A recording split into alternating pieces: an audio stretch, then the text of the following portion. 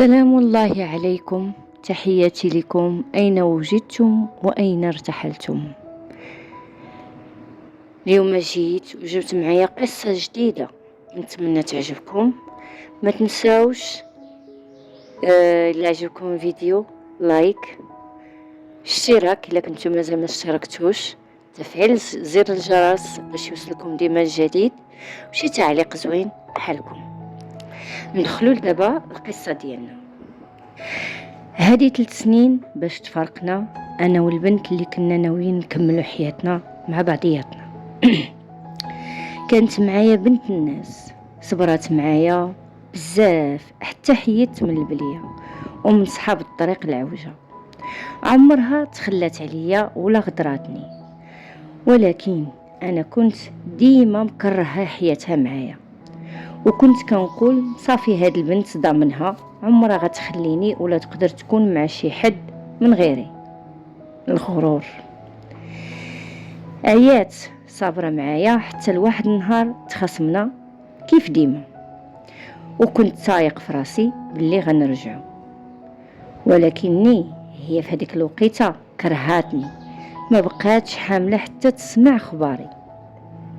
من بعد ما كانت ما تقدرش تكمل حتى نهار بلا بيا، قلت نخلي ليها الوقت وغترجع. انا ما تسوقتش ليها بيني وبينكم. من بعد ما دازت 6 شهور عاد بديت كنحس بالندامه. عييت نهضر مع البنات ولكني بحالها ما لقيتش اي بنت كنعرفها. كنبقى نقارن بينها وبين اللي كنت معاها، كان الفرق كبير بحال الفرق ما بين السماء والارض. حتى كنت صدم واحد النهار باللي ديك البنت اللي كنعرف ودوزت معها سنين من حياتي زوجات. ايات زوجات. الصراحه الدنيا دارت بيا، ما تيقتش فاش سمعت هاد الخبر.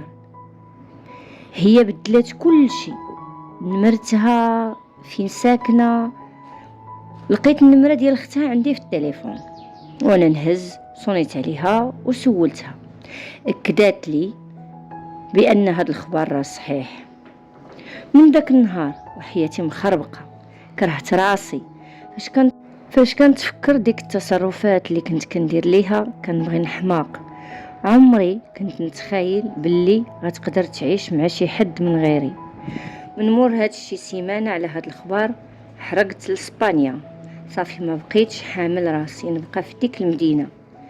جيت لهاد البلاد باش ننسى ونكمل حياتي حتى انا بحالها، ولكني ما قدرتش. كرهت ديك البنت. كنت كنقول كون كانت كتبغيني عمرها تزوج بشي حد من غيري، ولكني عرفت باللي من بعد ما سالينا باباها كان مريض بزاف، وحتى هي مرضات، ولقات ولد الناس اللي طلع معها راجل وقف معها وما تخلاش عليها وتزوج بيها. كانت بنت الناس وربي رزقها بولد الناس بحالها، وانا هو اللي كنت ولد الحرام. قتلتني ندامه، باغي غير نتسامح معاها ونقول ليها ذنوبك خرجوا فيا. في من داك النهار وانا وليت واحد اخر، تفكير واحد اخر، عقليه واحد اخرى.